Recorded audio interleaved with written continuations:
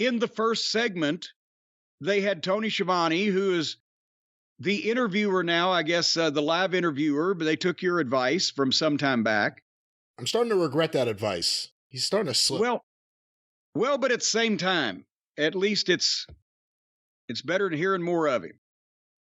They B-rolled the win that Starks had over Punk last week, and he disrespected Jushin Liger.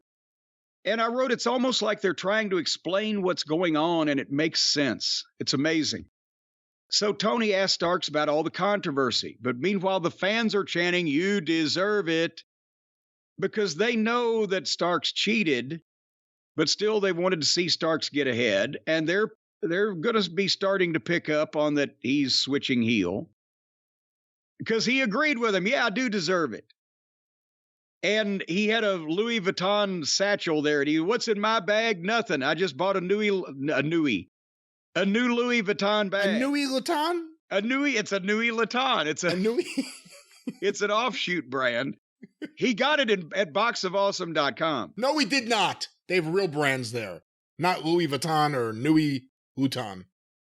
Oh, Louis Vuitton's a real brand, but they don't have that at Box of Awesome. You know what? When I was in TNA, the only time that what's that goddamn bag that all of the rich people have and used to have in the wrestling business years ago with the initials all over it?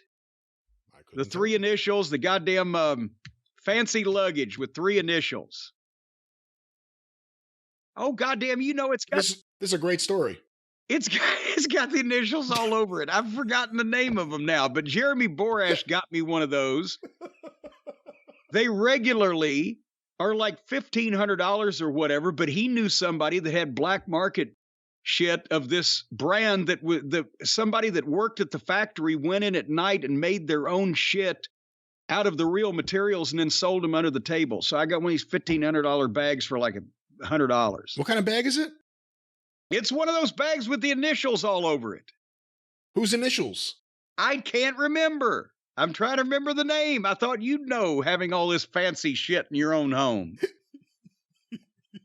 And he plugged his Prada shoes, too. I know. I've heard about the Prada shoes. They named it after the goddamn the newspaper, the house organ of the Communist Party, Prada. No, that's Pravda, not Prada. All right, well, he plugged his Louis Vuitton bag in his Pravda shoes. And then he said anybody else would have done the same thing he did, win by any means necessary. And he started talking about how sexy he was, and the fans are still cheering it, but he's got some oomph as a heel, and you can see they're going to go with this a little bit. And he doesn't want to be a pillar and blah, blah, blah. And as he was talking, here came Punk with no music, and his name had just not been mentioned 5 seconds beforehand. He's just tired of this goddamn prick that cheated to beat him last week, running his dick liquor, and he's coming out to goddamn complain about it. They got Imagine along. That. They got along. Remember, the first main event of Collision was that 8-man tag match with FTR, Punk, and Ricky Starks. Yes. And then suddenly he gets shanked in the ribs. And again, Punk comes out, and it's Newark. So you got the pros and the cons. A lot of cons in Newark. And he gets a reaction. It's the biggest positive and biggest negative reaction at the same time. And they're trying to outdo themselves. And Punk's playing with it. He said, I'm not mad, accepted myself. I'm proud of you. I've cheated too. So have the people of New Jersey, and they boo him. And then he knocked the New Jersey Devils, not getting out of the first round. But he finally says, because he's just being him. He's not necessarily being a babyface or a heel. He's CM Punk truth teller. I can live with the loss. Can you live with the win, knowing that you can't beat me without cheating? And then Punk turns around to leave, and he's walking out. And Stark says, my bag is as empty as yours. And that gets him to turn back around. He comes back and gets back in the ring. And now they're chanting CM Punk, CM Punk. Because we're going somewhere, obviously, with the bag that Punk was carrying that allegedly contained the belt. And now they're talking about he's the champ. He never lost the title. So Punk turns back and gets in Starks' face and say, "You want a shot at what's in the bag, Ricky? Or are you like Max and you just don't want me to have it? I'm the real world champion." And he's starting to get into that. Should he have had the bag with him if they're going to reference it? He's brought it to the ring before. He's had it with him in promos before. Well, and I think he should when he comes on purpose on his time and it's scheduled. But when he just had all he could stand and he doesn't, he just came out to tell somebody off, I don't think he needs it. Because that's when it starts getting hokey that people have, well, I know so-and-so's back there eating his third piece of cake at catering and he comes out 5 seconds later carrying the belt. Is it glued to his hand? Anyway. Depends on what's in catering.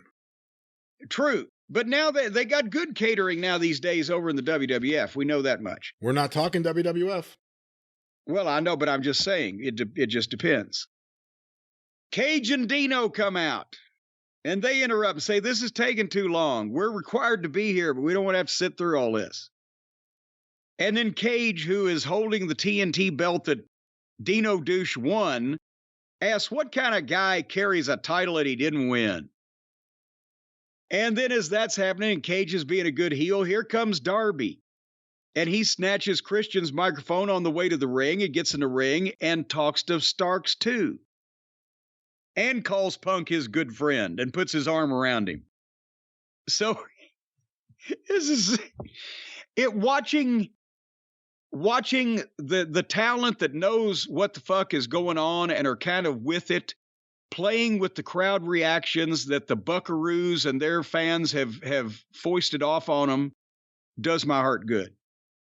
Beyond the split reaction to Punk, show-wide so far on Collision, it's pretty defined who the baby faces and who the heels are. Yes, which makes Punk the special one and puts more attention on the reaction that he gets. So they've handed him something to help him out. They didn't mean to, but nevertheless, Darby, it says he's going to become the new TNT champion at All Out, and he's cut a good promo. Darby is coming out of his shell, his cocoon, his coffin, whatever he was fucking wrapped up in for all that time. When he's in front of people and he's got something to work with. And he suggested a tag team match and got the fans to want the match. And everything that has been said here amongst all these people fit and made sense. And it wasn't just like we've got a match, let's send some guys to talk until we make it. It made sense for it to be that way, right? So then Tony Khan, of course, had made it official by the time they stopped speaking, but through Tony Schiavone, he had sent word. But basically the main event doesn't have to be advertised every week. If it's good and if it's set up logically, it's also less expected that way, and it's less expected than the way WWE usually does it, and you can tell you got to watch the show to see everything that's going to happen. You don't know everything ahead of time, and they're trying to put enough interest in the actual matches where you want to see the fucking thing rather than, okay, when's it going to end so another promo can start? I don't know what you think of this whole deal.